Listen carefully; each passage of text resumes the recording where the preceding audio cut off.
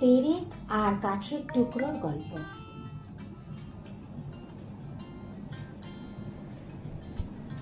কোনো এক স্থানে এক রাগী ছেলে ছিল।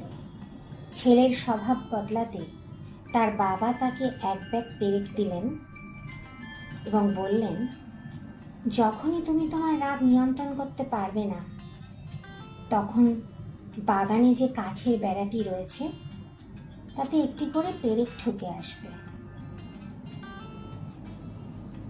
সে কথা শোনার পর প্রথম দিনই ছেলেটি বাগানের বেড়ায় 35টি পেরেক ঠুকে আসলো।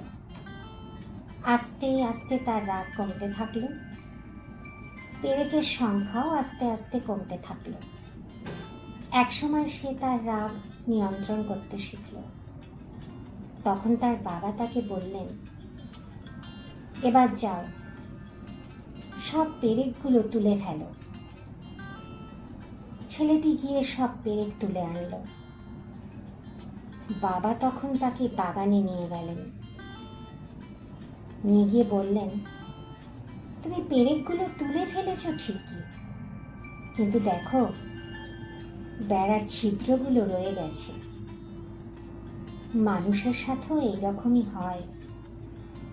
তুমি যখন রাগারাগি করো, তখন তাদের মনে ক্ষতের সৃষ্টি হয়, আর এই রকমই ক্ষতগুলি মুছে ফেলতে চাইলেও মোছা যায় না।